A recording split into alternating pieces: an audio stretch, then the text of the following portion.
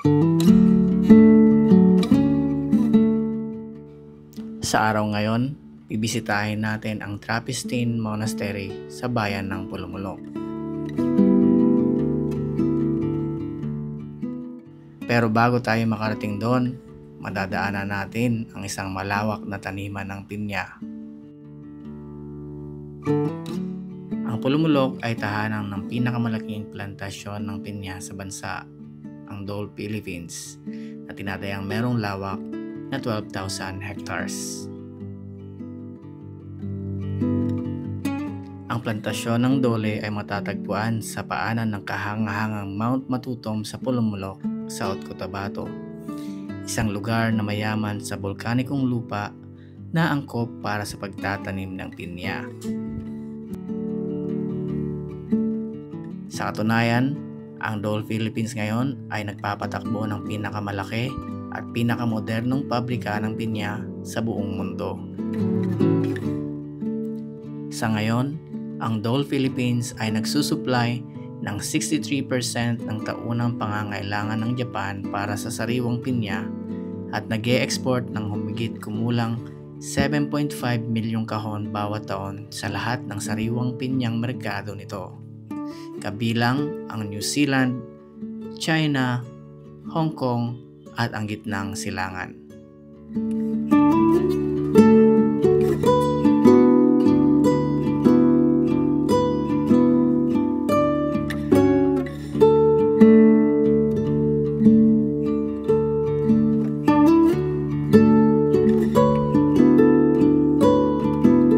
So ayun, nahanap din natin yung monastery.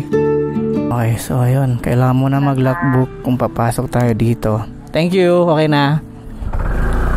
Ayan, so papasok na tayo sa monastery. And ito yung entrance nila. Wow, ang kagubatan yata itong pinasok natin. Ang lamig oh. Ang lamig ng hangin dito kahit tirik na ang araw. Tsaka pag pupunta kayo guys dito, wala namang entrance. Tinanong ko si kuya, may mga tawag dito Station of the Cross. Papasok, makikita nyo.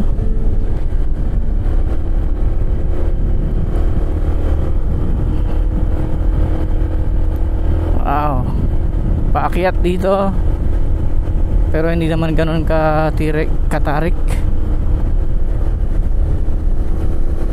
And I think ito yung parking area. I don't know, may motor doon, so doon tayo sa may motor.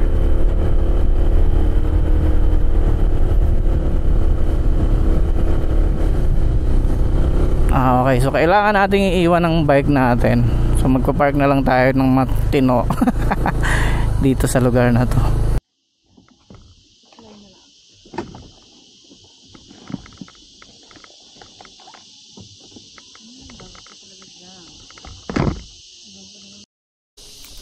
Okay, so andito na kami ngayon sa papasok.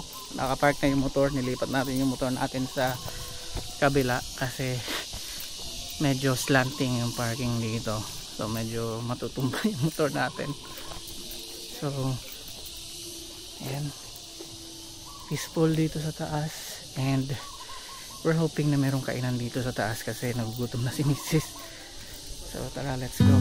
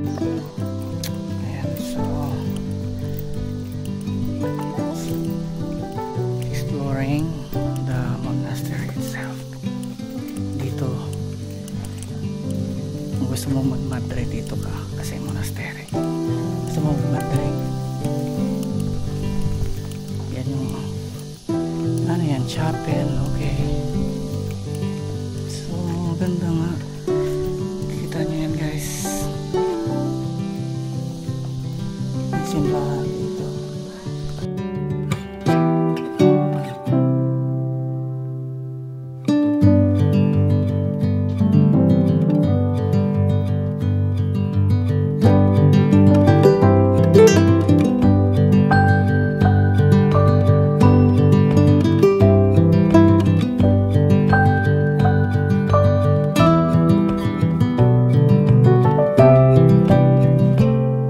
So just an update about sa time ng simba dito pagka Sunday. 10 o'clock in the morning daw ang simba dito every Sunday. Kaya pala maraming dumarating kasi magsisimba sila dito. And like I said, kung gusto mo dito ng medyo solemn ang iyong experience sa pagsisimba, then you should go here kasi perfecto para sa mga gusto ng tahimik na simba. At saka yung lugar sobrang peaceful. So yeah.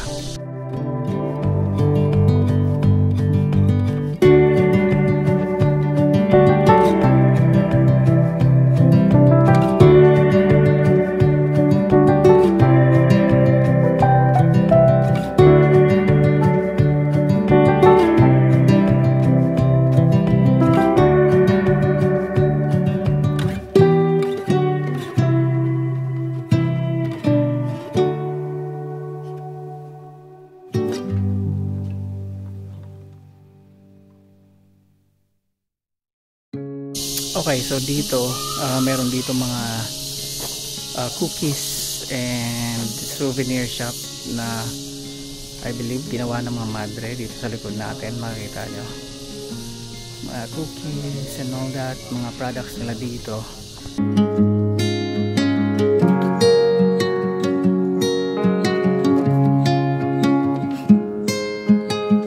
Sarado ngayon kasi merong simba, so I'm assuming na yung mga madre andun sa simbahan ngayon, so hindi tayo makabili ng kanilang mga product.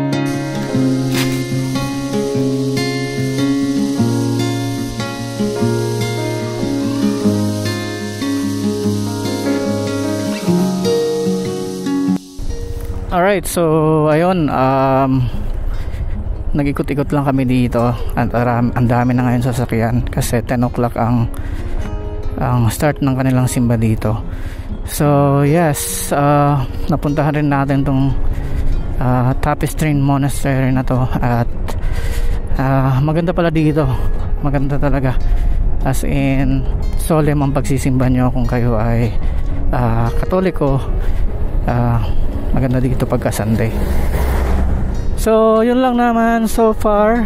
Just that na keep in mind na kung bibili kayo ng mga pagkain and souvenir nila dito, like mga cookies nila, unfortunately hindi tayo nakabili kasi wala yung mga sisters kasi may simba nga, so most likely andun sila sa simbahan, walang nagbabantay, so sinarado nila yung shop nila.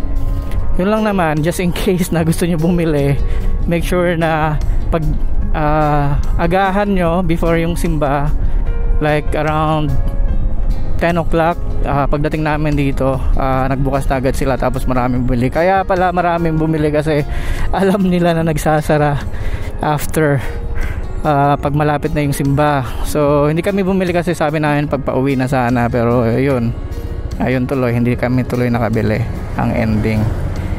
So that's gonna be it. Thank you so much guys for watching this video, and once again, if you are interested in motorcycle related contents, travel and gadgets, please make sure to subscribe to this channel. Thank you. I'll see you again on the next one. Bye.